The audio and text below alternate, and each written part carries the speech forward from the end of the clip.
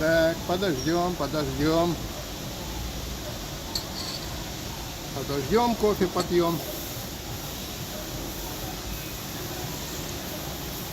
Ой, 9:31. Скоро кто туда появится. А то разговаривать со самим собой вроде не очень интересно. Но если появится, пускай напишет. Слышно, видно и откуда кто смотрит. Сегодня, я понимаю, воскресенье. О, кто-то появился. Ну, приветики. Раз появился один человек, значит появится еще кто-то. И кто у нас там смотрит? Можете написать.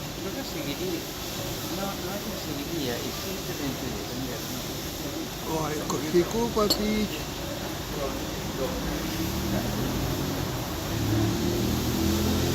Видно, слышно хотя бы там. Потому что я на улице сижу, а на улице, как правило, бывает очень плохо слышимость. Потому и спрашиваю. Ну, надеюсь, что сигнал появится. Вот, уже 11 человек. Соответственно, наверное, кто-то напишет, что меня нормально слышно и откуда люди смотрят. А ну-ка. Нет, еще все не проснулись, до клавиш не дошли, чтобы писать. Ну, тогда посмотрите, что у нас, как сегодня, сейчас жарище. Жарище одуренное, из-за чего приехал раненько, сейчас 9:32 в Аргентине. Ой. Народ, ну что все такие неактивные, никто не может написать, слышно или нет, а то ж получимся как в этом самом, сам себе говоришь, да и говоришь. Ну ладно, бог с ним. Главное, что народ есть. Так, всем доброе утро, у меня есть час времени. Я наконец-то решил сдать на мойку машину и заехал, оставил машину на мойке, она на этом квартале, машина моется, а я могу за это время немножко потранслировать и рассказать о наших новостях в Аргентине. Уже, конечно, все, кто интересуется Аргентиной, все знают, что у нас, случился казус с беременными, которых не пустили в аэропорту с российскими девушками. Но мы не будем сегодня обсуждать личности и то, как думают россияне на эту тему, потому что, честно говоря, каждый думает со своей стороны. Я попробую вам объяснить ситуацию сначала, что произошло, а во-вторых, что думают на эту тему аргентинцы. Меня это больше интересует, что думают аргентинцы, тем тех, кто, конечно, потому что девушек жалко, все они, как говорят, невинные, все они приехали только родить ребеночка, ну, это все понятно, но мы не об этом. Мы о том, что думают вообще по этой всей ситуации аргентинцы, к чему это может привести. Значит, активность меня, нет активности в чате.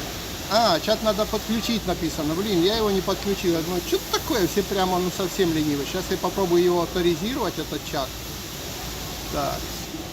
Вот, и тогда, может, тут у меня что-то появится.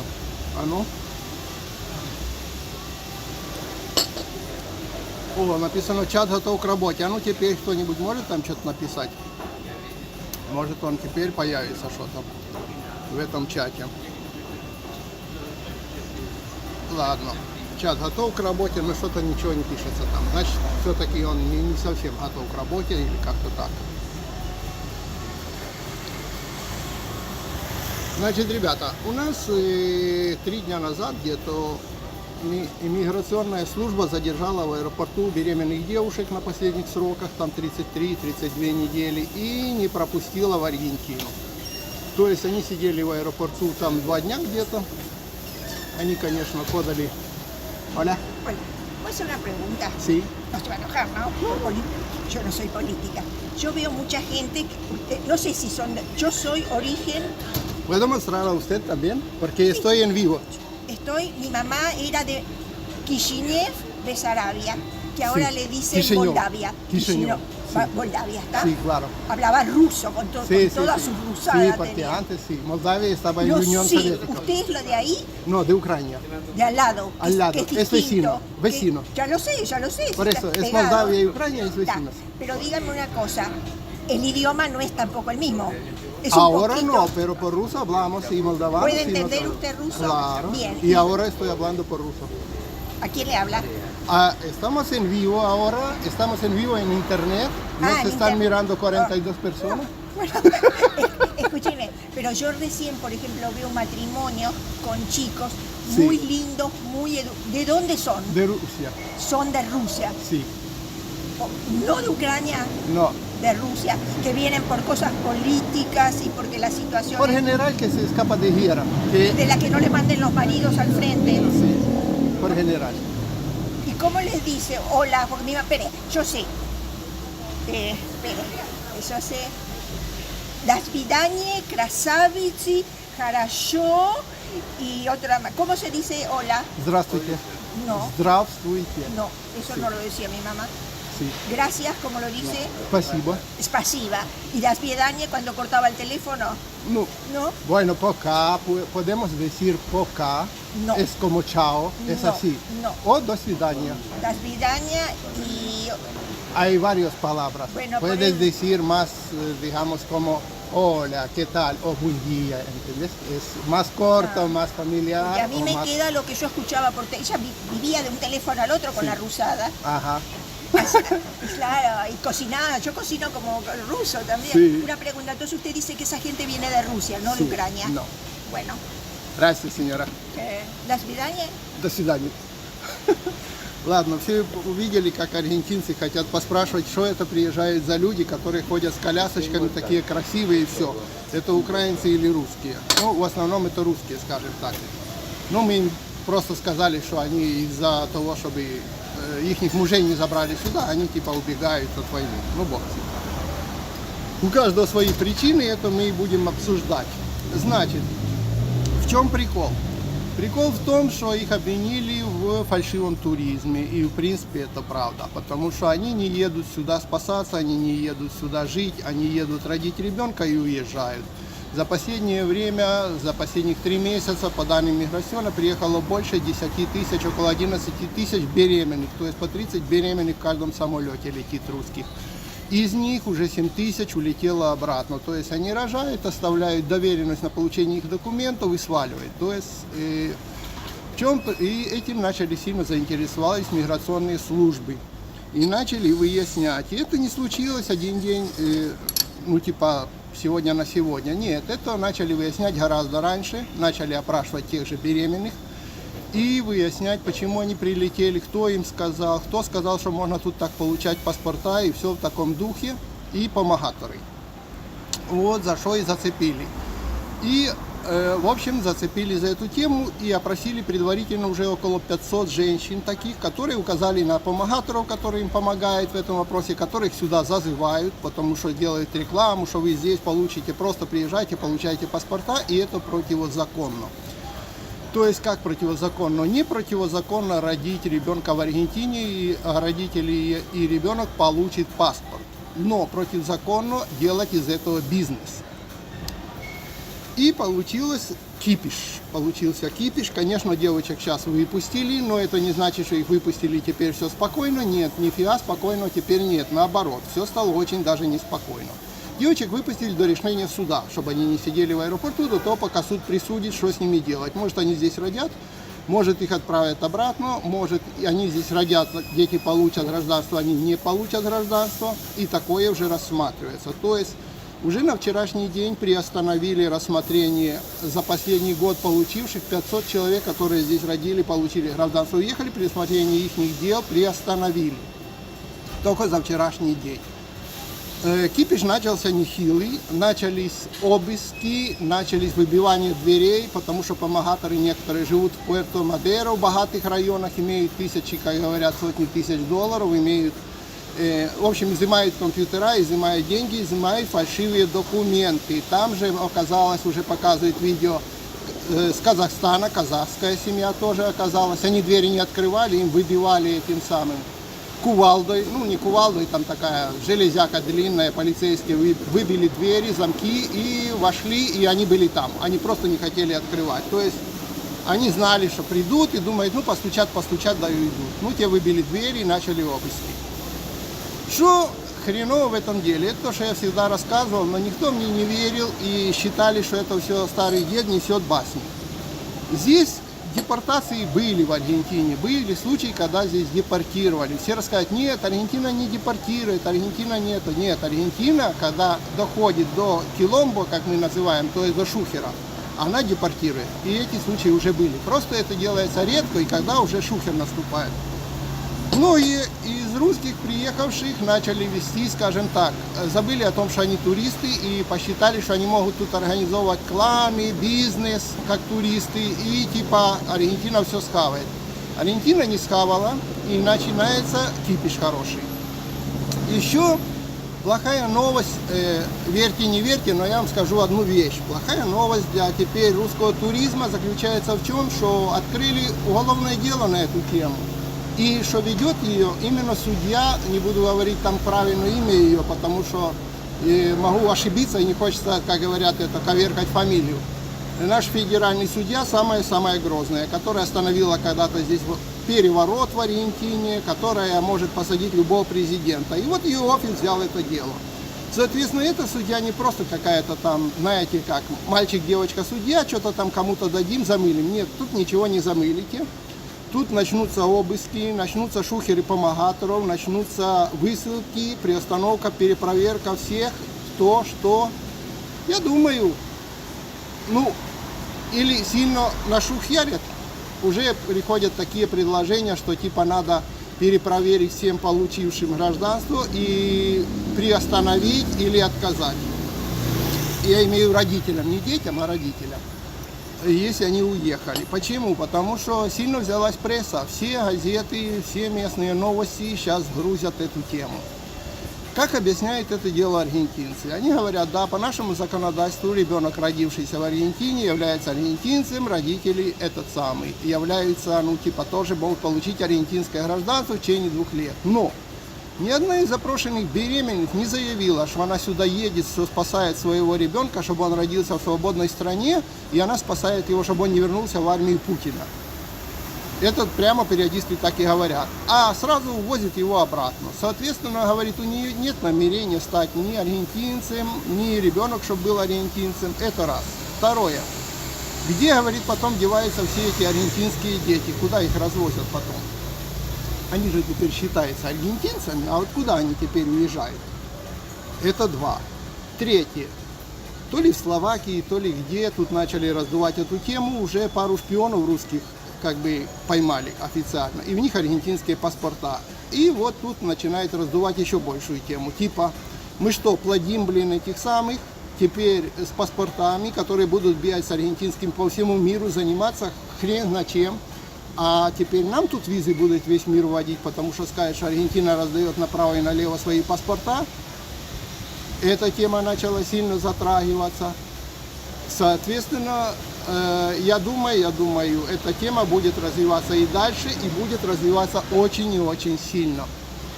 Конечно, некоторым бы помогаторам, честно говоря, промолчать бы и сейчас бы подумать и это, но некоторые начали даже там пытаться что-то выступать. На нервах, на том, на сём, и когда со стороны смотришь, они наговорили на себя еще больше, чем, честно говоря, оправдались. Так что я думаю, шухер пойдет и поэтому, шухер пойдет и по тем, кто тут занялся бизнесом типа криптовалюты и продавания наркоты, а таких тоже хорошо в чате вычисляют. А если все думают, что это так скрыто и все такие тупые, то нет.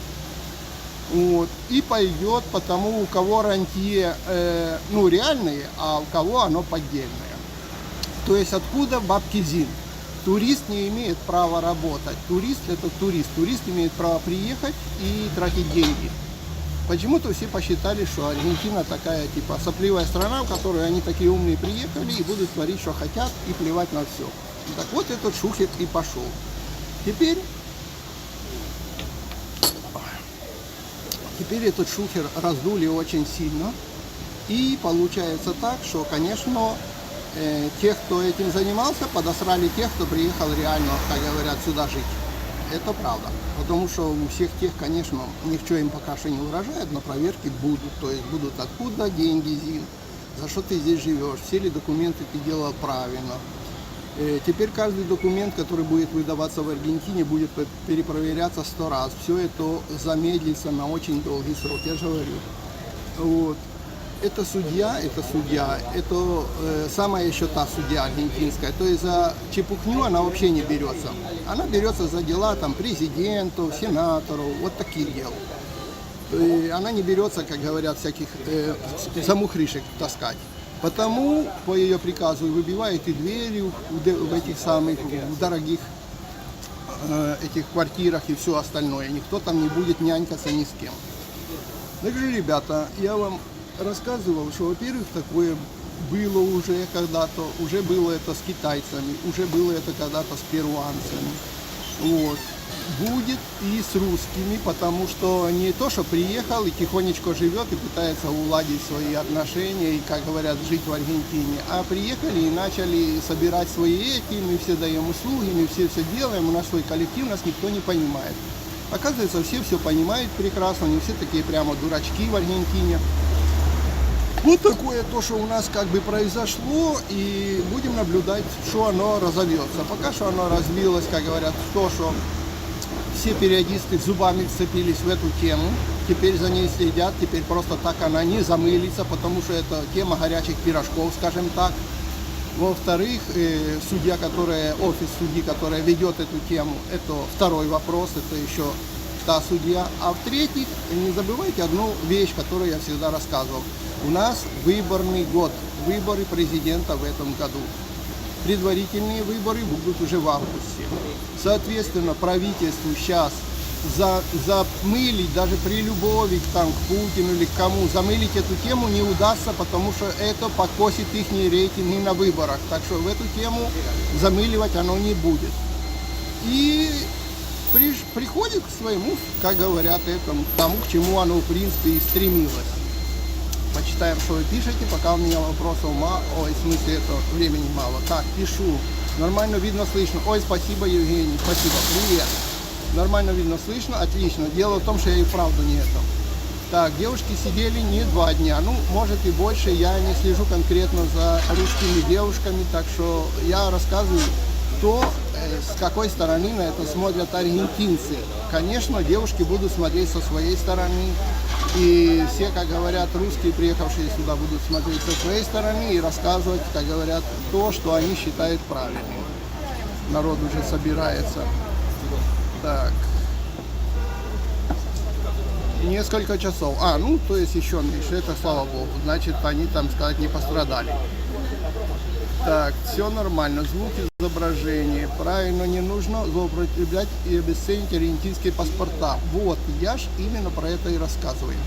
Что аргентинцы теперь думают со своей шкурного вопроса. Типа мы раздаем паспорта направо и налево. Наших детей, которые родились и считаются аргентинцами, возят черт знает куда. И еще один вопрос, который тоже начал очень сильно обсуждаться в СМИ, в газетах и во всем таком, на телевидении. Это то, что есть же 2 родителя у ребенка, девушка приезжает одна, рожает, туризм, за деньги начали раскрывать, что, оказывается, некоторые помогаторы брали до 30 тысяч у самых богатых и давали даже фальшивые какие-то там справки и все такое, долларов имеется в виду, не песо. Соответственно, там будут крутить хорошо это все и всех помогаторов по цепочкам. Теперь. И еще есть второй родитель, который никто не известен. А если вы знаете, то здесь даже, вот, к примеру, ты женат, не женат, приходит женщина с мужчиной беременная и говорит, он папа, и его записывают как папу. Знаешь, что он признает, что он папа, и все, тут никто ДНК не делает. Женат ты или нет. Так что теперь можно так сказать, приезжает девушка обратно домой, берет какого-нибудь, не знаю, преступника там военного или политического, говорит, он папа, и он автоматически получает аргентинский паспорт. То есть, что за бизнес такой? То есть, мы аргентин начали обсуждать, что еще теперь неизвестно, кого девушка заявит папой. Как бы не было, это вот перепродажа, так сказать, аргентинских паспортов людям, которые вообще, в принципе, преследуются по закону где-то и во всем таком. Соответственно, за это взялись, потому и взялась за это судья, что я вам рассказывал. Так что, наверное, эта лавочка, я думаю, скоро прикроется. И даже могу предположить, хотя это мое предположение, оно может быть вообще, это только лично мое предположение. Я предположу, что введут визы для россиян.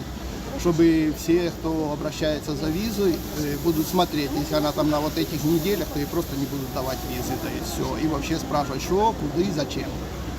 Потому что такой кипиш, как пошел сейчас, приезжает, получает паспорта, кидает доверенность и уезжает. Такого никогда не было. И они говорят, если бы девушки приезжали и оставались здесь жить, это одно. Это да, все хотят от войны уехать, все хотят своих детей, мать оберегает и хочет, чтобы он остался, ну, типа от войны ушел. Это одно. А если девушки уезжают неизвестно куда, и даже паспорта здесь не ожидает, а по доверенности, это совсем другая история. То есть эту историю будут прекращать. Так, началась русофобия по ходу. Нет, не началась никакая русофобия. Аргентинцы начали вести себя правильно, так как и должны себя вести. Каждая страна защищает своих граждан, и свои законы, свои паспорта. И не надо все приписывать, что весь мир это русофобия. Надо просто приехать, нормально устраиваться как всем гражданам, и никакой русофобии здесь никогда не было и не начинается. А плести всякую хрень нам не надо. Так.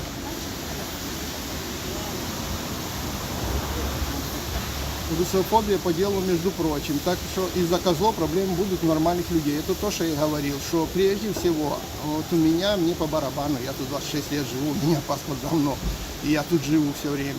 А вот нормальным людям, которые приехали сюда действительно устроиться, потому что не хотят ничего общего с Россией иметь, а хотят жить в другой стране, и чтобы их дети жили без войны, вот этим они подстирают. Это правда. Можно подумать, другие национальности ничего не творят. Я вам скажу так, массово так не творят. Именно массово. Когда-то пытались творить китайцы, и с этим быстро разобралась полиция, кого посадили, кого пристрелили. Потом пытались как-то перуанцы что-то делать и повысылали просто в автобусе на границу и назад. Так что теперь ваша очередь наступила. Так.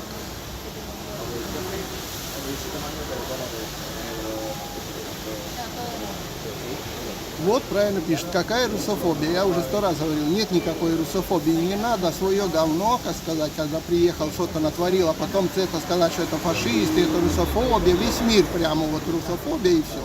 А может на себя надо в зеркало глянуть. Тогда будет все нормально. Одно дело, как говорят, творить бизнес на этом, на паспортах аргентинских, другое дело приехать жить в Аргентину. Все, кто приехал просто жить в Аргентину, я уверен, нифига с ними не будет, никто им ничего не будет злоупотреблять и все остальное. Будут жить, работать и жить. А вот, которые приехали, как говорят, или бизнес она делать, или, наркоту продавать, или там еще чего-то, или нарожать и паспорта получать, да, это будет прекращаться, посмотрите.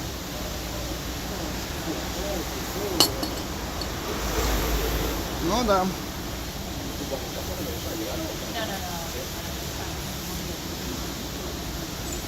Так. Медина. Я думаю, сейчас отсюда я не буду тебя блокировать, но, честно говоря, мы тебя заблокируем. Так что ты со своими этими штучками, русофобией и все, знаешь что, и иди вон там, у Соловьева попиши.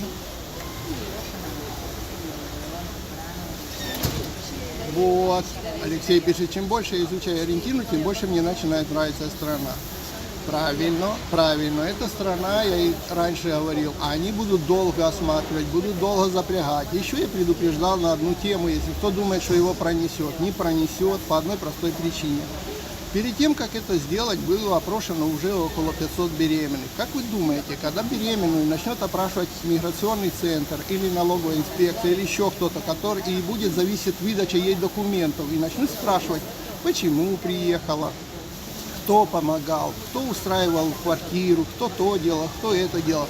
Как вы думаете, она будет переживать за тех помогаторов, или она их всех сдаст, чтобы получить документы, тем более, если она знает, что она может их получить и не хочет проблем? Она всех сдаст. И потому пошли обыски, выбивание дверей и всего остального. Вот. Так что не думайте, что никто не знает, там мне кто-то дала какая-то наличка, и на том дело и кончилось. Нет. Если вы незаконно работали, а законно в этом работать нельзя, некоторые скажут, я монотрибутист. Нет, монотрибутист не имеет права получать такие бабло И если опросить многих девушек, то дело в том, что, ну, в общем, не буду я лезть в эту тему, потому что я знаю, что там все наоборот, но некоторые себя утешают. Ну, пускай утешают, это их право. Так. Так, я же говорил, что побежали лентяи, офисный плантон криминальный, там замутили, там обманули, запутали. Они поняли, что в России лафа кончается, вот и поползли по миру кровавого режима. Ну да, и такое трохи есть, но я бы еще по-другому назвал. Тут, когда только война началась, многие люди уехали, потому что, правда, ну, не хотят больше ничего общего иметь с этим делом, и не хотят, чтобы их дети пошли в мобилизацию, и то, и все. И приехали сюда просто жить. Таких была очень большая волна. А потом, когда пошла именно мобилизация, тут уже побежали остальные, скажем так, которые уже, в принципе, если бы их там за жопу не брали, они бы, в принципе, и не бежали бы. То есть это уже чуть-чуть другой план.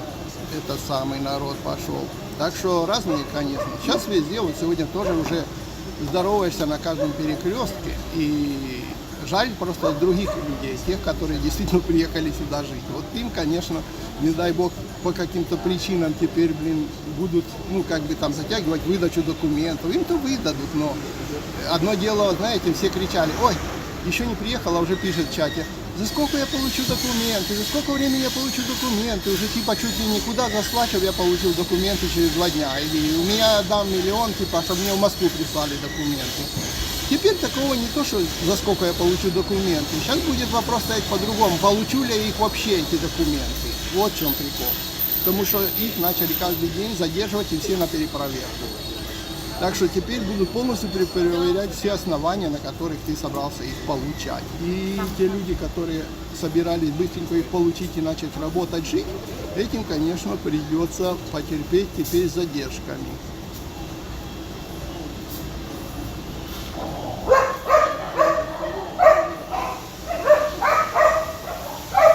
Во, Нина правильно пишет, честное слово, вот правильно. Если бы мы, русские, не считали себя пупами земли и себя достойными, а понятие русофобия вообще не существовало. Да, как не существует, допустим, аргентинофобия, так как не существует там, не знаю, украинофобия, там других стран фобия. Почему-то заметили, что есть такое русофобия?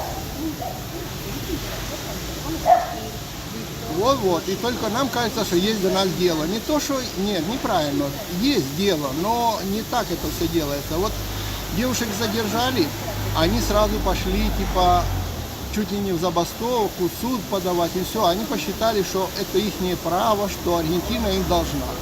Вчера, по-моему, там, конечно, малочисленно, человек 15 было, они взяли плакатики, пошли, постояли там перед президентским дворцом, типа, блядь, забастовка. Ой, извините за мой, как говорят, это самый голос, типа забастовка.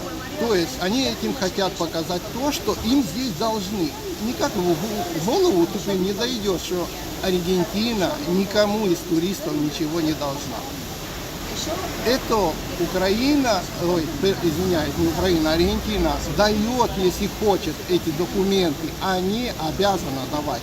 То есть вам могут их не дать, и это будет право аргентинского правительства, дать вам или нет, а не обязанность, и они нарушают закон. Видите ли, не пустили фальшивых туристов в Аргентину, пойдем на забастовку. Идите, обозлите еще больше, пресса поднимет это еще больше, еще по всем каналам покажут это, еще больше возбудит аргентинцев, которые скажут: а что тут поприезжали и пальцы веером крутят.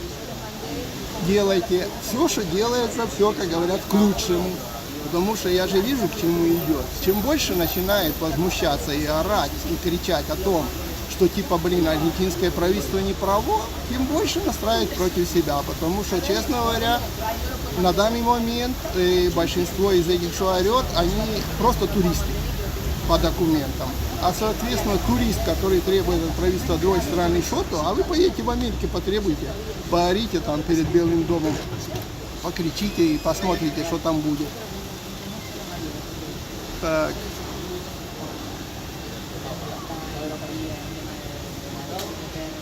Если бы из русских не делали врагов сами продажные соровские, то все бы было нормально. Америка 28 стран разозлила за последние 10 лет, а Россия агрессор у них. Ну, знаешь, что я тебе скажу, пока что, по-моему, эти 28 стран на Россию не напали, а, по-моему, Россия напала и бомбит другие страны. Так что тут еще как посмотреть. Так. Молодцы, Аргентина вовремя перекрыли кислород всем тем, кто сделал бы помойку из страны очень быстро. Ну, еще не перекрыли, но на основе расследований, на основе, как говорят, решений судов будет видно, чем дело кончится. Пока что еще только все в процессе, так что посмотрим. A la fortuna también que le ayuda, se encarga de por ahí 2 o 3 meses, por ejemplo, a mí, ¿no? Yo tuve más de 2 meses, me salió la vida. А как мама с ребенком без папы въехать-то смогла? Ведь нужна доверенность от папы на въезд мамы с ребенком без него. Это шутка, регистрация. Ну смотрите, я не знаю, как она въехать смогла. Наверное, должна, если с ребенком. Может, у нее есть эта доверенность от папы, мы же не знаем. А во-вторых, есть беременные, которые просто сами беременные прилетают. И от чего все обратили внимание, все летят прямо 32-я, то есть, или как там считается, я же не женщина, толком не знаю, 33-я или какая там неделя. Ну, в общем, эти недели перед родами, чтобы как раз прилететь и родить. То есть это бизнес получается. И начинают тут кричать, ну, типа, блин, мы на таких неделях, она задерживает. А с другой стороны все говорят, а что вообще в самолет полезен на таких неделях? На таких неделях надо дома сидеть. Вот. Так что тут вот действительно есть проблемка. То есть, если считать, вроде бы как никто ничего не нарушал, но с другой стороны все посчитали, что это лазейка, этой лазейкой воспользоваться. Но когда начали на этом бизнес строить, на этой лазейке, аргентинцы резко решили, что их паспорта важнее, чем бизнес, который будут делать русские беременные. Приветствую, спасибо. Привет из Санкт-Петербурга. Россия священная наша держава. Так, мы никуда не побежим, уж тем более в Аргентину. Зачем вы, уважаемый Леонид? Да не бежите, я же никого и не призываю. Я наоборот рассказываю, что у нас происходит. Причем тут это? Кроме вас тут хватает кому побежать. Вон, блин, уже в каждом самолете 30 беременных девушек прилетает. Извините, блин. Это не считая тех, кто просто семьями едет нормальных. Это мы только про беременных девушек говорим. Так что, конечно, никто никуда не побежит. Надо там стойко стоять. Там самих дома дел хватает. Зачем вам сюда? Мы тут как-то так и быть переживем.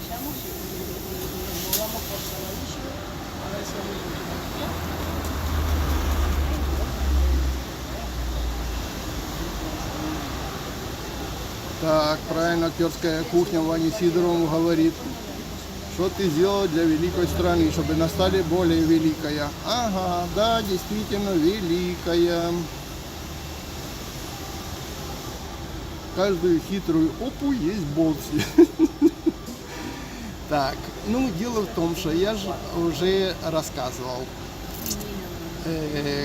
Как бы тут еще зацепили за вот эти вот левые паспорта, которые потом находятся в распоряжении черт знает кого в Европе, там шпионов всяких. Потом неизвестно, кто папочка, которого потом предъявят. Потом окажется, что тут поприезжали, как говорят, люди, блин, от военных преступлений папочками оказались все теперь, блин, аргентинскими паспортами. И все в таком духе. Ну и плюс аргентинцы сразу заявили, говорит, если мы будем продолжать такую хрень делать, то, соответственно, получится то, что, говорит, наши паспорта другие страны закроют, искать Аргентина рассадник говна, и типа, блин, все паспорта бегают, что попало с ними, и нам визы поводят. Соответственно, это, конечно, аргентинцам совершенно не нравится. До этого они во многие страны мира могут ездить без визов, и теперь из-за этого всего, типа, потерять это, ну, как бы, людям не нравится. Они защищают свои интересы. И я считаю это правильно.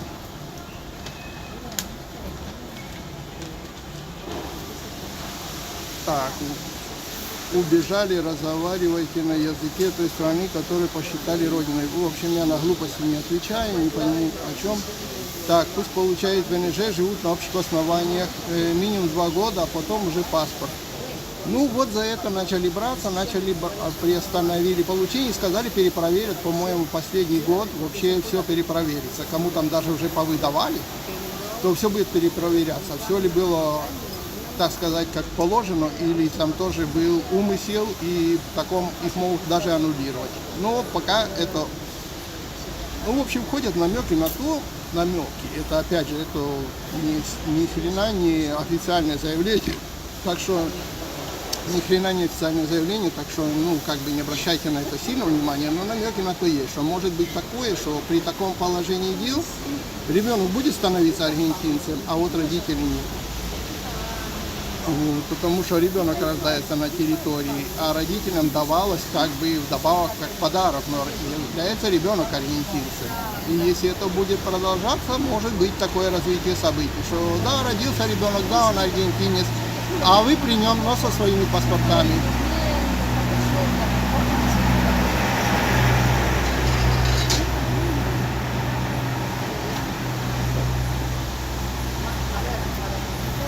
Так.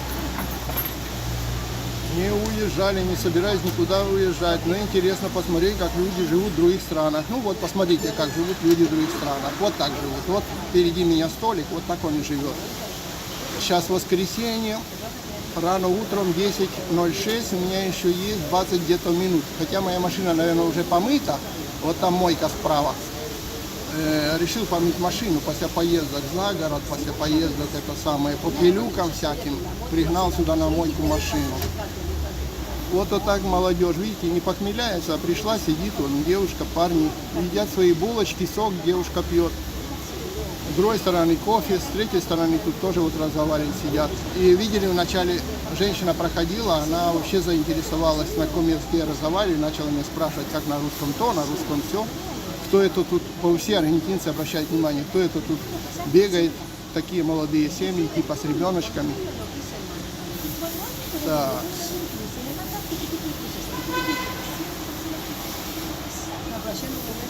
Этого развития событий следовало ожидать. Эти люди, которыми наплевать на страну, которая одна цель, паспорт свалить, разве ты достоин быть аргентинцами? Правильно, согласен.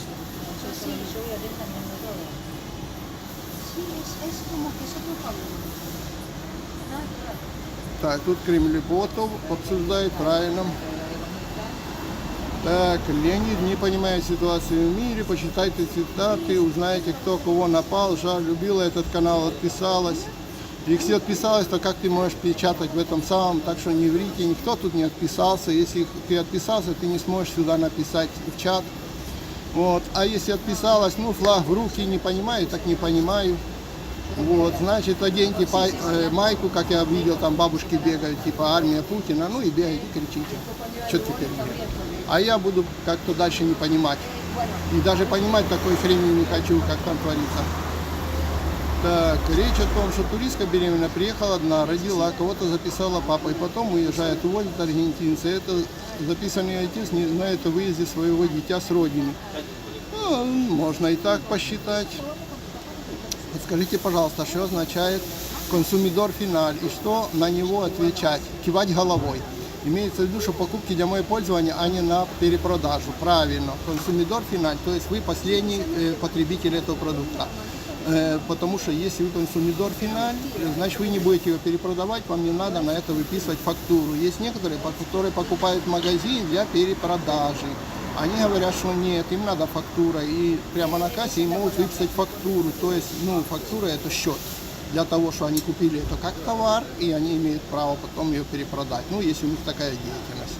А консумидор финаль, это называется, что вы последний, который будет его использовать, ну, то есть для домашнего пользования, для собственного. А еще раньше было такое, спрашивали, теперь почти не спрашивают. Спрашивают, бывает, эффектива, ну, типа эффектива. А я когда только приехал первые дни, не понимал и думал, что они спрашивают, типа, эффективно я скупился или, ну, типа, хорошо я скупился или нет. Я кивал головой, да, классно, типа, эффектива. А оказывается, эффектива это наличка.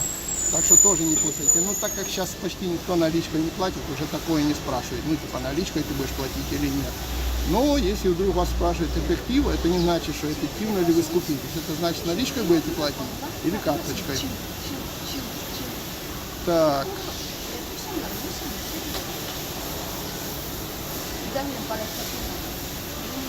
Леонид, к сожалению, все ясно. Русофоб. И в детстве помню, проводя лето у бабушки в Черкасской области Софиевки. Хорошо. Так, лучше быть, честно скажу, лучше быть таким, считаю, как вот я, чем, таким, как некоторые, которые убивают в Украине. А какие условия для украинцев в Аргентине? Еще не отмели принимать украинских беженцев. Нет, отмены никакой не было, принимают, но я уже рассказывал, есть целое видео, где я показывал документы, которые,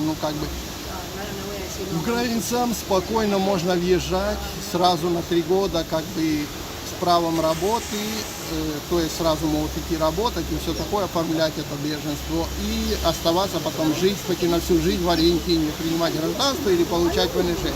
Единственное, что плохо, и почему сюда и не едут украинцы, это то, что здесь никакой помощи по приезду нет. То есть документы, да, но дальше живи как хочешь. Ты где-то должен работать, ты где-то должен жить, ты за что-то должен питаться, и это здесь никто не помогает и за тебя не решает. Так что потому, конечно, украинцы могут поехать немного ближе. Так, народ собирается. Ну, пойдем сейчас гулять. Я сейчас заплачу. И pойдем прогуляемся. ¿Cuánto te debo? Maestro, ¿cuánto te debo? Así no voy. Сейчас я заплачу, пойдем погулять, бо людей уже много собралось, с колясками пришли, а я столик занимаю.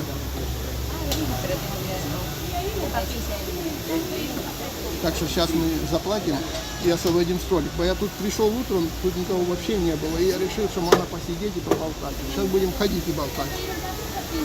Оденем шапку, чтобы жара не слабила.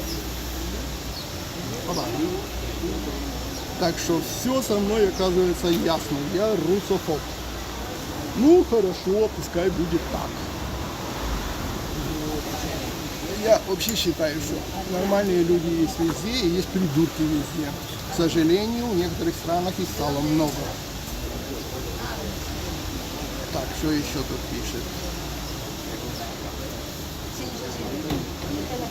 Про украинских беженцев обсуждали. Я говорил, что у украинских беженцев есть лучшие варианты пожить в лучших странах, чем в этом самом, чем в Аргентине, потому сюда их почти не едет. А вот у русских таких вариантов мало, и некоторые страны их принимают спокойно и нормально, одна из них Аргентина. Если себя вести нормально, здесь можно жить всю жизнь и наслаждаться спокойной жизнью. Но некоторым не сидится, как говорят, устроить кипиш, устроить бизнес. Ну вот за этот бизнес турист не имеет права устраивать бизнес, они начинают расплачиваться.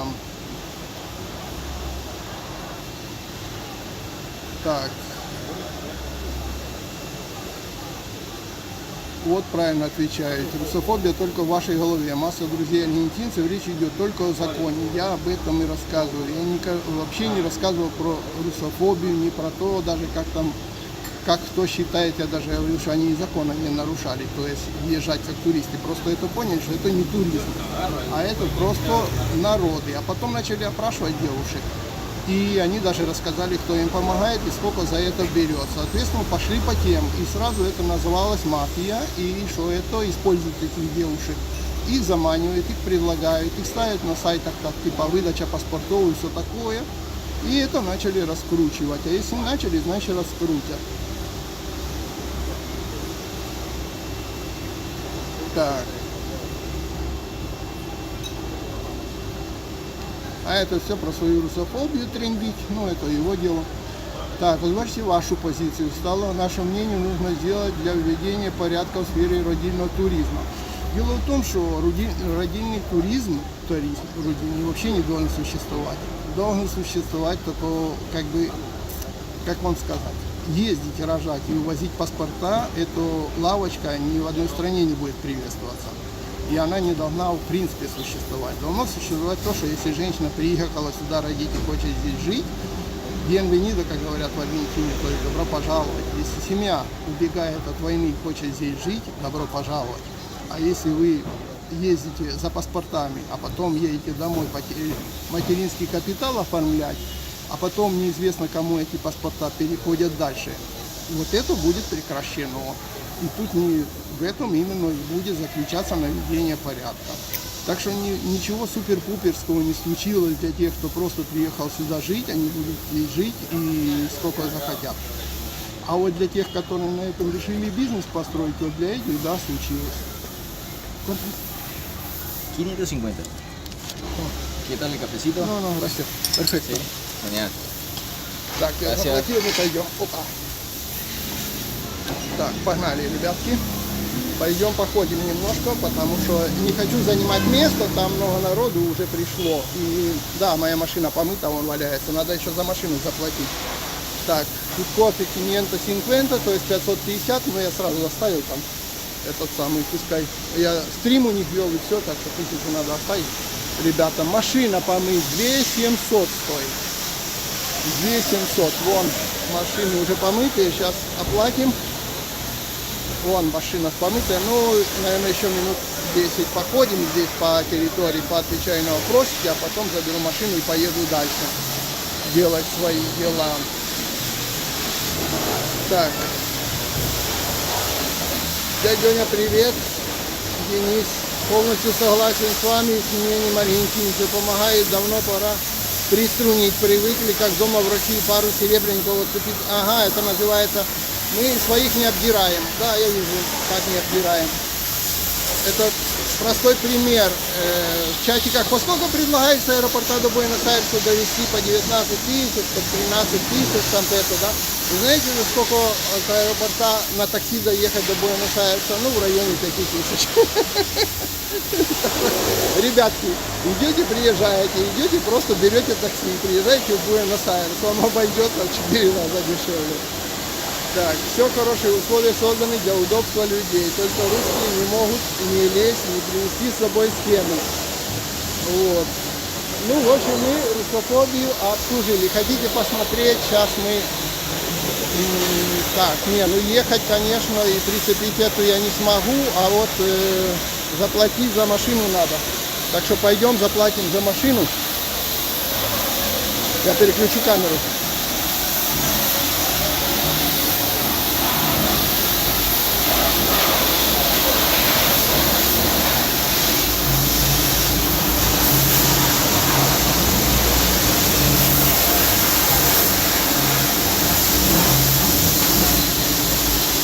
Так, не знаю, куда я бросил бумажку их.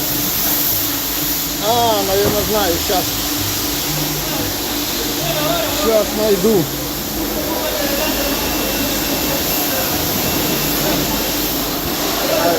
Hola.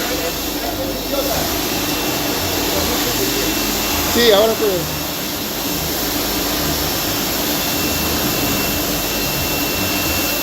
Ahora te veo. ¿Sabe está en auto? Ah, está acá. ¿Puedes dejar 15 minutos más? Я сказал, что оставлю еще на 15 минут, пойдем, еще пройдемся чуток. Вот моя машина помытая. Так, брошу сюда сумочку, чтобы не таскать. И пойдем прогуляемся еще 15 минут.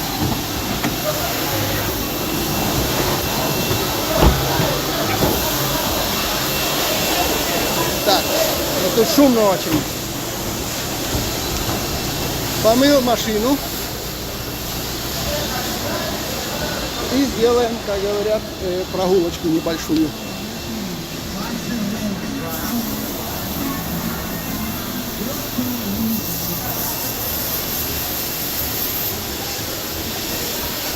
Так, 50-100 долларов просят россияне за такси из аэропорта. Полный самолет беременный, думаю, любых бы смутил. Да дело в том, что каждый полный самолет беременный. Вот в чем смущение-то идет. Смущение не в том, что один самолет прилетел. Перед этим уже много месяцев. Кстати, я не знаю, почему никто не обращает внимания, что в чатах давно обсуждался этот вопрос, что девочек беременных опрашивают миграционные центры.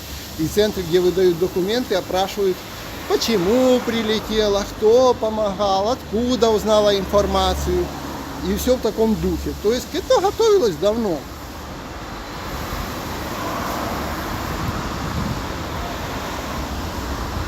Так, надо вам, Леонид, модераторов заводить, чтобы политику всякую банить в чате. Дело в том, сейчас объясню. Я, в принципе, бы банил. Я просто другой программой стримлю. Если бы я стримил через ютубовское приложение, я бы прямо тут брал и банил, да и все. Бывает, мне помогают банить, когда смотрят мой стрим модератор. А так как я сейчас стримлю, хочу качество трошки другое сделать, ну, чтобы качество было там, допустим, 60 кадров, не дает ютубовское приложение хорошее качество, я пользуюсь другим приложением. Вот в этом приложении у меня нет возможности банить, ну, как бы, как вам сказать, в эфире прямо. Надо тогда, да, и модератора или еще что-нибудь подключать. А нет, я приду потом побанить. Не до лампочки, я думаю, переживем пару придурков в чате. Всегда же они появляются. Они как видят, что идет где-то стрим, всегда лезут как мухи на, ну сами понимаете, на мед. Лезут на всякие стримы по хрень свою погонять. Так что, ну переживем, мы же люди не гордые. Мы можем и пережить. Так что с вами полностью согласен. Так. Booking при бронировании отеля Буэнос-Айрес предлагает поездку на такси от аэропорта до центра бесплатно. И это происходит. Все правильно. Так, сейчас жара в районе уже 2 дня, в районе 30 с лишним градусов. Смотрите, перейдем на ту сторону и немножко пройдемся по райончику. Или нет, ладно, давайте вот по этой стороне. Я смотрю, с какой стороны мне будет не так жарко. Это... Покажу вам, это немножко Либертадор. Мы по нему и пройдемся. В сторону где-то китайского райончика и обратно. Так что пишите ваши вопросики, а я сменю картинку, заставочку. Вы посмотрите. Почему мало народу? Потому что очень жарко. Уже днем только открыли окна, мы целую ночь спим с кондиционером. Только днем открыли окна, когда чуть-чуть жара упала, чтобы проветрить, и сейчас приеду и снова будем, может уже если это включила кондиционер и чао, целый день, потому что где-то с неделю еще будет вот такая жарище травить, где-то около 39 градусов в Буэнос-Айресе. Сегодня пустовато еще на этом самом, на улицах по одной простой причине.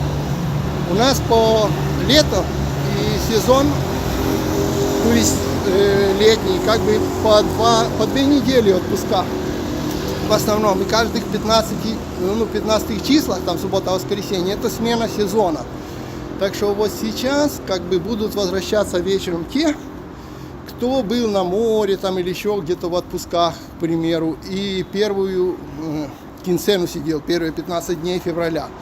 А тех, кто едет на вторую кинсену, то есть на вторые 15 дней февраля, они типа вчера, там, позавчера вечером, ну, начали уезжать. Соответственно, в такие дни, вот еще до вечера не вернулись те, кто был в отпуске, и уже уехали те, кто в отпуск поехал на следующие 2 недели. В такие дни получается очень пустовато в городе, и это прикольно. Смотрите. Видите?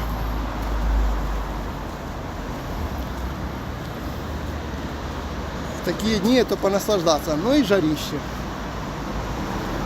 Так, что-нибудь пишут? Так, это на такси или ремиссия? А в автобусе примерно почем? Правда, ехать 2 часа.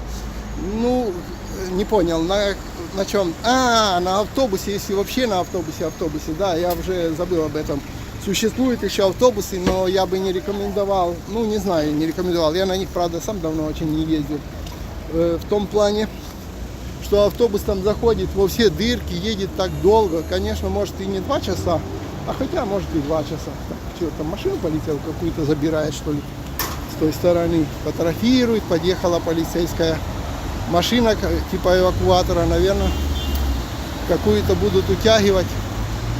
Не знаю почему, но в общем какой-то прикол есть.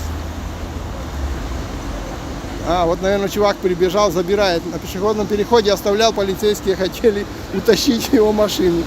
Это, наверное, кто-то пожаловался. Потому что когда оставляют напротив гаража, и то и все, а в этом районе не работает вот эта друга, которая, ну, эвакуатор, то полицейские приезжают и утаскивают. И вот, наверное, хотели утащить, но мужик выскочил, будет сейчас с ними спорить. Так. Леонид, скажите, с чем связано отсутствие уважения автомобилистов к пешеходам? На зебре никого не пропускают. Да, это у нас есть. ни с чем это не связано, у нас и правило правой руки не особо-то работает. Просто тут как, кто первый, тот и прав. Ну, оно как-то так привыкло, это не то, что там неуважение или что. Конечно, его пропускает, не все, правда. На зебре тоже пропускает, если конкретно пойдешь. Ну и не так, что ты будешь стоять, можешь стоять, 3 машины не пропустят, 4-я наоборот остановится и будет показывать, что давай, езжай. Так что, ну да, это правда, есть такое. Что вы выйдете на пешеходный переход, и если вы не начинаете двигаться, будете стоять, то и никто вам и не остановится и не покажет. Идите там, ребята. Это правда, это такое у нас существует. Так же, как и едешь там на перекрестке, типа ты справа, думаешь, тебе там обязаны уступать. Но если он первый рынулся, ну как бы, хоть он и слева, то лучше ты притормози, иначе он там вряд ли будет уступать. Ну, одним словом, такое у нас трохи присутствует. Правила строго дорожного движения не соблюдается. Я в плане того, что не всегда надо прямо по правилам ездить, иначе можешь и могут и засадить тебя другой машиной. Это правда.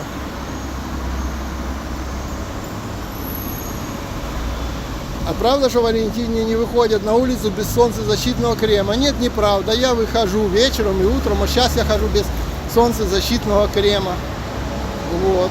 Выходят, но желательно, я бы порекомендовал, если не хотите какой-нибудь там рак кожи подхватить, еще чего-то, лучше бы его использовать. У меня, к примеру, дома стоит банка, даже не одна, а 2 солнцезащитного крема.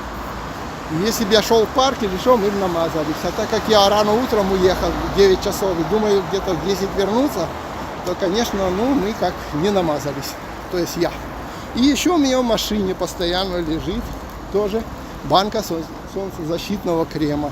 Если я на каких-то рыбалках или что-то, и 2, и 3 раза в день надо мазаться. Потому что погорите, а после того будете еще и заболеть всякими кожными заболеваниями. Потому что солнце у нас дико жаркое, и это да. Так что я бы не рекомендовал выходить без солнцезащитного крема. Ну, и не скажешь, что это прямо там на улицу не выходят. Вот я сейчас хожу без солнцезащитного крема, но меня сейчас через полчаса тут не будет уже на улице. Думаю, что я еще не успею сгореть. Сейчас только 10:27, 10:30. Но хочу пройтись. Так. Австралия. Второй вариант. Первые 10 лет своей жизни ребенок должен прожить в Австралии, чтобы получить гражданство. Могут сделать что-то похожее на Австралию. Ну и неплохо бы. Ну, в принципе.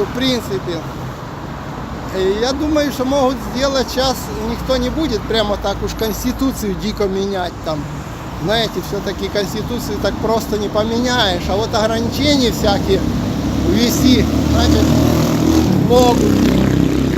Наподобие визового режима, для этого не надо конституцию менять. Наподобие, как говорят, давать ребенку, а родителям не давать. Если они не прожили, к примеру, там 2 года или 3 года полных в Аргентине. То есть ребенку, если по Конституции положено, я думаю, что так и дадут ребенку сразу при рождении. А вот родители это могут вести, что, допустим, родители должны прожить, там, не знаю, легально 3 года, после того не уезжать, а потом получить паспорта. Вот такое могут. То есть для этого не надо, как говорят, референдумы. Для этого не надо там менять целую конституцию, для этого достаточно постановления там каких-то правительства утвердить быстренько там на каком-нибудь конгрессе или там парламенте, чао. Это делается гораздо проще и быстрее. Когда хотят, тут принимают быстро законы. Когда хотят. Так, я так понял, мы сейчас сделаем, я уже смотрю, куда я дошел. Мы сейчас сделаем кружок по Китайскому району и вернемся к машине. И поеду я, ребятки. Так что задавайте ваши вопросики. Так, просите поставить лайки. Прошу поставить лайки. Подсказывает мне. Ха-ха. Роды в России — это та еще рулетка. Каждый второй. Так, роженицы делают кесарево, чтобы не портить статистику в результате родовых. Хорошо. Ну да. Это я понимаю, что это та еще рулетка, но для этого, знаете,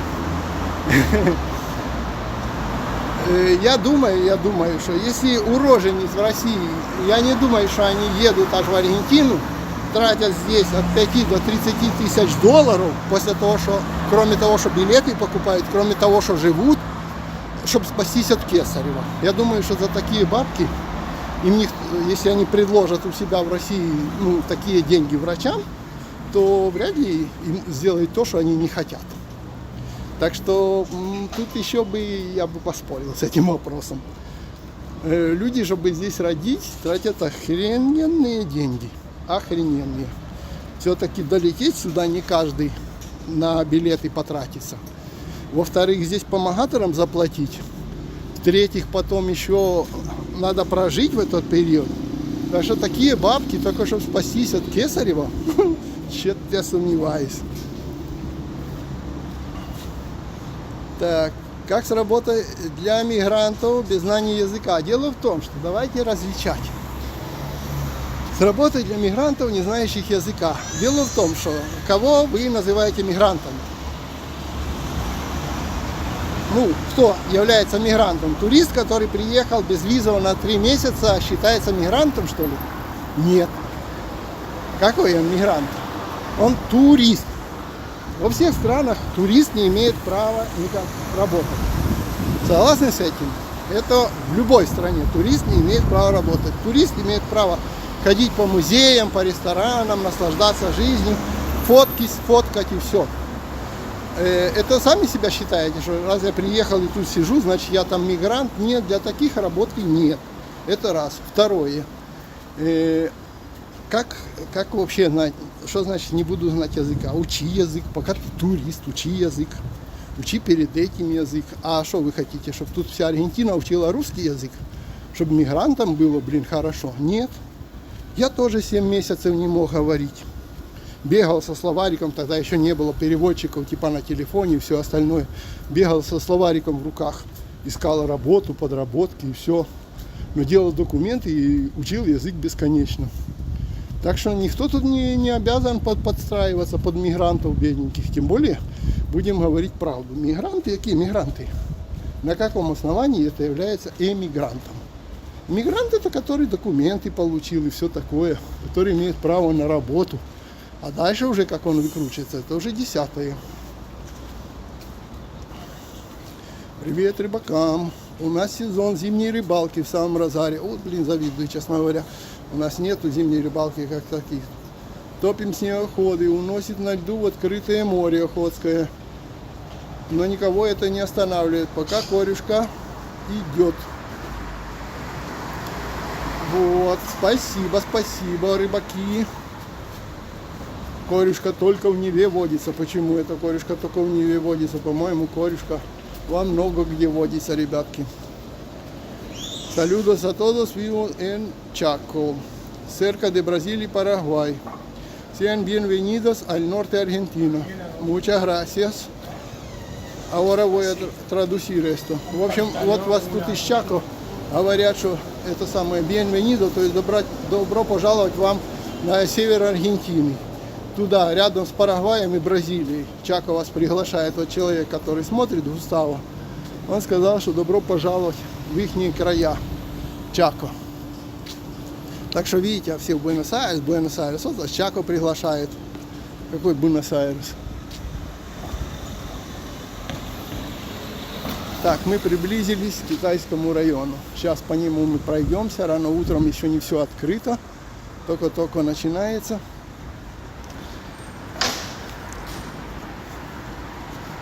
Так что, ребята, это не значит, что если кто реально хочет, то, что я рассказывал, это совсем не значит, что если кто реально хочет остаться в Аргентине, то теперь Колумбо, он там не сможет остаться и все такое. Кто хочет реально остаться, жить здесь, работать, как говорят, и просто жить и развиваться, для этого, в принципе, не будет никаких преград и всего такого. А преграды, я думаю, будут только для вот этого бизнеса. И для помогаторов, которые на этом решили делать нелегальный бизнес, а туристы не имеют права этим заниматься. Вот. Жить за границей, как туристам, числиться по документам и начинать здесь, как говорят, оказывать услуги, делать дела и получать деньги за это. Если бы эти помогаторы все делали за бесплатно, это был бы другой вопрос. Это был бы жест доброй воли, как говорят, своим соотечественникам. Это одно. Когда эти соотечественники платят от 5 до 30 тысяч долларов за это, что они приехали на 3 месяца раньше. Это совсем по-другому рассматривается аргентинским правительством. Это рассматривается как типа мошенничество уже и запрещенная деятельность в Аргентине. Так. Почему о зимней рыбалке нет? У вас же Антарктида. Ну и что? Вы что, там видели кого-нибудь на Антарктиде, кто сидит над лункой и корюшку ловит? Ну что Антарктида? Антарктида, знаете, от Буэнос-Айреса сколько? Я в Буэнос-Айресе живу. Антарктида от Буэнос-Айреса где-то в районе 4000 километров. Ребятки, это все равно, что вам съездить на другой край земли, блин. Не, у нас нет зимней рыбалки, да и вообще у нас, как бы, я не знаю, я нигде не слышал, может даже где-то и лед, если все, но я нигде вообще не слышал о том, чтобы здесь была зимняя рыбалка. Так, мы находимся в Китайском районе, вы рассматриваете. Так, дружище, приезжай на Сахалин, ты удивишься, если ты ловил корюшку в Неве. О, правильно. Язык достаточно простой, в чем-то переключается с русским по структуре. Языковые школы есть, как дорогие, так и государственные. Как раз идет запись, ведь сейчас очень учебный год. Тоже правильно. Я и говорю, хотите жить в этой стране, учите этот язык. Не думайте, что вся страна, где вы захотели, будет учить и подстраиваться под вас. Это вы должны подстраиваться под то, куда вы приехали, а не страна под вас. Так что да, кто говорил, что будет нетрудно, никто не говорил. Будет трудно, надо учить язык, надо пытаться общаться. Я говорил 100 раз уже в своих стримах, что никогда никому не поможет создавать свои колхозы. Не будет тут такого типа мой колхоз, мы в этом колхозе будем жить, между собой вариться, между собой бабло гонять, и типа это будет отдельное государство в Аргентине. Нет, Аргентине это отдельным государством не станет. Во-первых, все, кто выучат язык, с вашего колхоза уйдет. Им ваш колхоз станет неинтересным. Не для этого они ехали за рубеж, чтобы жить в вашем колхозе. Во-первых. Во-вторых, налоговой инспекции аргентинской вообще по барабану все ваши колхозы.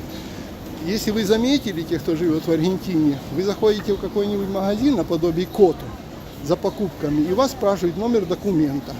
А это к чему? Это к тому, что под ваш номер документа уже налоговая знает, сколько вы потратили денег. Придет время, когда вы получите какой-то аргентинский документ, у вас спросят, откуда деньги ЗИН. То есть ты типа тратишь в магазинах столько-то денег, а что-то налогов мы не видим, чтобы ты платил за какие-то заработки. Вот и на это пока мало кто обращает внимание. Я думаю, вообще никто нафиг не обращает внимания. Все считают, ну, как всегда, что это все тупые, блин. Но только не обращают на простой вопрос, что все регистрируется и спрашивает ваш номер документа везде, когда вы тратите какие-то суммы. Вот заходите в Коту и покупайте там на 30 тысяч и на 20 тысяч тачку. И вас спросят, ваш номер документа, ваш номер документа. Это для того, чтобы налоговая потом автоматом посчитала, сколько потрачено, и спросила, откуда это взято. Так, сейчас придется кое-где, наверное, повстречаться с нашим народом. А может, он еще спит в такое время? Хотя нет, я уже сегодня встречался. Так. Хотел когда-то получить паспорт Аргентины, потому что страна очень нравится, культура, природа. Жаль, что теперь из-за россиян это будет намного сложнее сделать. Не будет сложнее сделать. Ну да, будет дольше, буду более тщательно смотреть, то есть основания и все такое. Это да. Ну, все пока сейчас. Потом, может, все уляжется. Я думаю, что в конечном итоге все когда-то заканчивается, и это уляжется. Что-то разрулят, кого-то посадят, кого-то вышлют, и все начнет уступковываться. Все начнет становиться на свои места. Рыбу подгружают, выгружают. Привезли рыбу, и в мусорку всякие ящики. Китайские супермаркеты открываются. Загружается, так как воскресенье, сейчас наплыв пойдет. Вон, видите?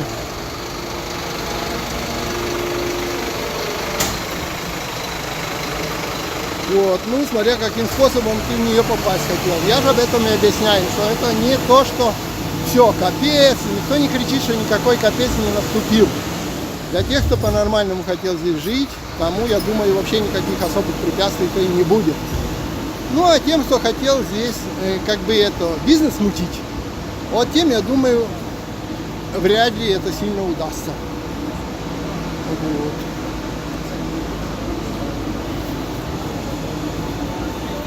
Смотрите, все еще цветет. Our money is the same. Вон, видите, на английском люди разговаривают. Тут все. Чего хочешь есть у нас. У нас есть все, как говорят. Ой, какую китайцы нарисовали себе эту самую. Рисуночки. Я, кстати, этим самым заставочку нарисовал на этот стрим. Тоже сегодня утречком этими нейронными сетями быстренько написал. Сделай мне беременных девушек, ожидающих самолет в аэропорту. Пим-пим-пим. В этом виде, в цветах аргентинского флага. Все. Она мне нарисовала, я быстренько побежал, бо некогда мне было сидеть фотошопиться.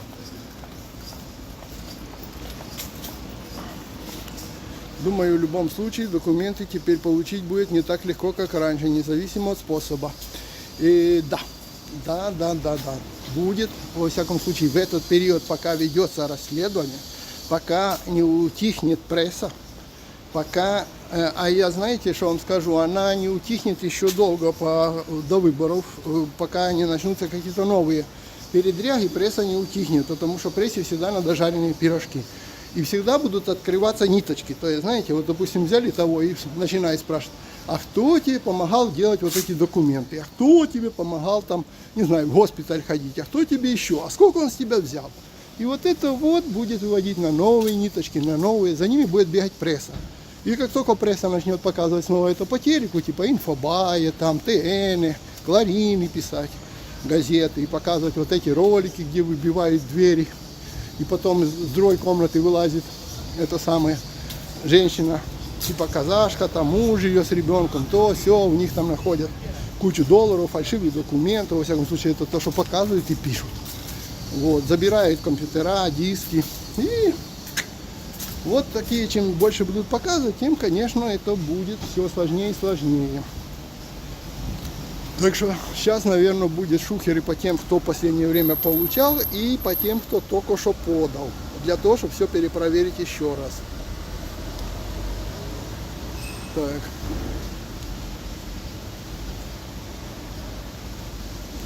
Привет из Челябинска. Жил с апреля по август в Буэнос-Айресе. Доставка шикарная. Во, это, блин, нейросети такую хрендячат. Сегодня один блогер сказал, что в Аргентине интернет на уровне 2015 года в России. Правда или врет? Мне сегодня написал тоже один человек, к примеру, да, что по моим рассказам он видит, что Аргентина это типа 90-е российские. Я вам вот что скажу. Я вам скажу, что Аргентина это может быть пока что будущее для России, а не 90-е российские. Просто это каждый со своей колокольни смотрит. В Аргентине интернет есть на любом уровне. Есть на таком, как он говорит, есть еще на хужем и есть еще на 1000 раз лучшем интернет. Смотря где он находится и сколько он решил за этот интернет платить. Так что не знаю. Или вы хотите, что мне сказать? И вообще так вот в Аргентине и в России. В Аргентине, смотря в каком месте, в каком городе. Это разные вещи. Есть села, где вообще нет никакого интернета. Так же, как и в России. Россия это что, Москва, это вся Россия. А в каком-нибудь, не знаю, там области, там поселке, там может вообще никакого интернета не быть. Так что так сравнивать, я считаю, вообще не очень даже и корректно. Потому что все зависит от фирмы. Есть и волокно, вот это оптическое. Есть все разное. Здравствуйте, девушки. Не хотят признаваться. Видите, не все здороваются. Ну, правильно, как это говорит. Ну, когда они в России ходят, они же не здороваются друг с другом на улице, говорит. Ну, или аргентинцы, когда ходят по аргентинским улицам, они же не здороваются друг с другом. Это мы просто прикалываемся, проходим, говорим, здравствуйте. Они так, ну, здравствуйте. Ну, некоторые делают вид, что сразу на английском, типа, твоя моя не понимай. Ну, это бывает. Так, вот пишет. 300 мегабит, что за байки? Причем здесь оптоволокно фибра. При том, что есть разный интернет. Просто говорить в Аргентине интернет на уровне таком-то, то это неправильно. В Аргентине есть очень даже разный интернет на разных уровнях. Есть крутой, есть плохой. Все зависит. Что, только что приехали, что ли? такими чемоданами, да такой большой семьей, да на гульке. А, нет, я даже знаю, что это. Это идут праздновать день рождения. И это вот аргентинцы, когда идут такие, с такими чемоданами в такие игровые залы, это потому, что у ребенка день рождения, и они сейчас прямо в игровом зале будут его проводить. Еще часто проводят дни рождения сейчас в парках, после пандемии привыкли. Вызывают туда клоуна, платят ему и ставят столики, стульчики, накрывают эти столики, стульчики прямо в парке, собирают всех остальных детей приглашенных, пляшут, скачут, классно. Так что вот так. Сейчас все немножко меняется, ребятки.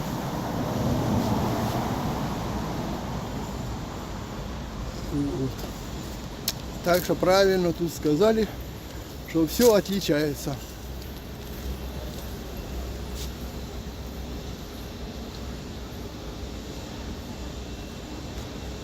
Все зависит от региона. Даже я вам другое скажу, вот у меня есть как бы 2 линии телефона интернета.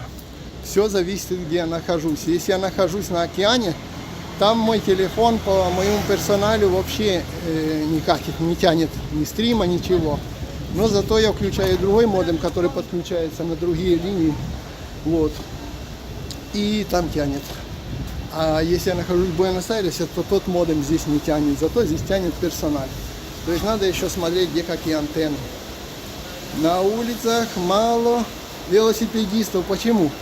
Да не мало велосипедистов. Сейчас, во-первых, воскресенье, во-вторых, вон вам велосипедисты стоят на другой стороне. Смотрите, сколько велосипедистов. Сейчас в жару, в воскресенье с утра, кому надо на велосипеде кататься? А так, конечно, немало. Если это рабочий день, если люди куда-то едут, никто тут ничего не мало. Ладно, залезаем в машину, берем машину, пытаемся уезжать и делать другие дела. Спасибо за вашу компанию. Вот мойщики машин тут уже раздают, надо забирать свою. Сваливаю. Но я тут был один из первых, смотрите, в воскресенье, сколько народу моет машины. Так, моя здесь.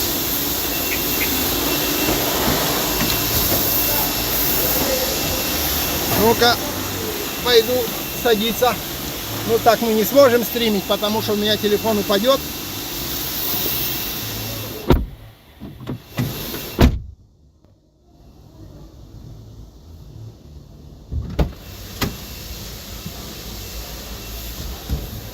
Ой, блин. Фух. Так. Так мы, конечно, ехать не сможем, так что придется вас всех выключать. Потому что у меня негде здесь сейчас закрепить телефон. И перед тем, как мыть машину, все поубирал с машины. Все крепления, все повыносил. Так что всем пока. Спасибочки. Ставите лайки, подписывайтесь. Потом поболтаем еще. Хорошо? Давайте.